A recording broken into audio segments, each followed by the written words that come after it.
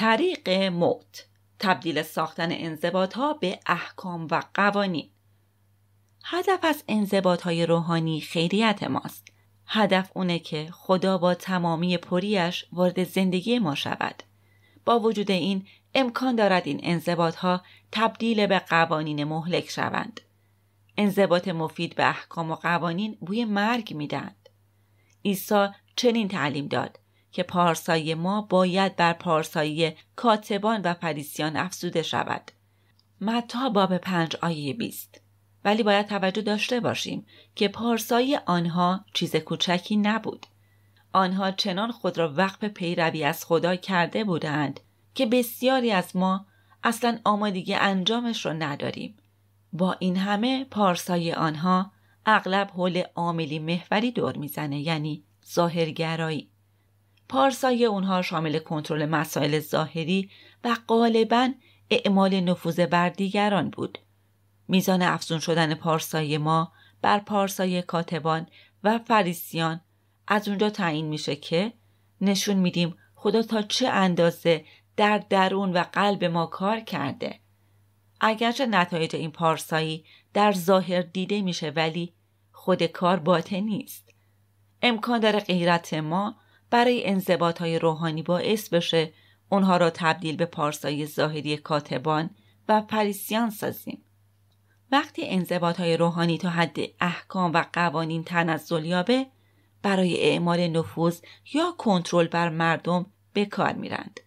زیرا ما یه سری احکام ظاهری رو برای اسیر کردن دیگران به کار میگیریم. ثمره زوال انضباط‌های روحانی چیزی نیست جز غرور و ترس. غرور به این علت حاکم میشه که ما باور میکنیم آدمای خوبی هستیم.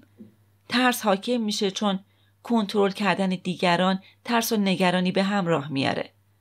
ترس و نگرانی از دست دادن کنترل و یا اینکه مبادا خود تحت کنترل دیگران قرار بگیریم.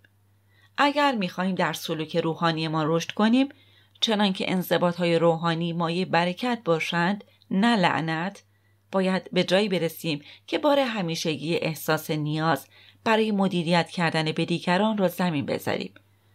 لزوم مدیریت کردن بر دیگران بیش از هر چیز دیگه باعث تبدیل انضباط‌های روحانی به حکم و قانون میشه. به مجردی که قانون به وجود آوردیم، در دام ظاهرگرایی گرفتار شدیم که به واسطه‌اش میتونیم داوری کنیم چه کسی در حد انتظارات هست و چه کسی نیست. انضباط‌ها تا زمانی که به حکم و قانون تبدیل نشده‌اند، در وهله اول عملی درونی هستند و عمل درونی رو به هیچ وجه نمیشه کنترل کرد. وقتی واقعا باور کنیم تحول درونی کار خداست نه کار ما، اون وقت میتونیم از تلاش برای اصلاح کردن دیگران دست برداریم. باید بدونیم که پافشاری بر کلمه خاص میتونه بلافاصله جمله رو تبدیل به حکم و قانون کنه. وقتی چنین کنیم مصداق اظهار نظر عیسی در مورد فریسیان میشیم. بارهای توانفرسا را میبندند و بر دوش مردم میگذارند، اما خود حاضر نیستند برای حرکت دادن آن حتی انگشتی تکان دهند. متی باب 23 آیه 4. در این مورد باید سخن پولس رسول را ملکه ذهن خود سازیم که میگه او ما را کفایت بخشیده که خدمتگزاران عهد جدید باشیم، عهدی که بر کار روح استوار است، نه بر آنچه نوشته بیش نیست، زیرا نوشته میکشد اما روح زنده میکند. دوم قرنتیان باب 3 آیه 6.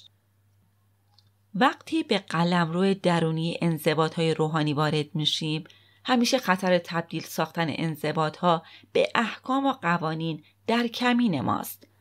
ولی مسیح ما را با شیوه‌های انسانی خودمون وانگذاشته.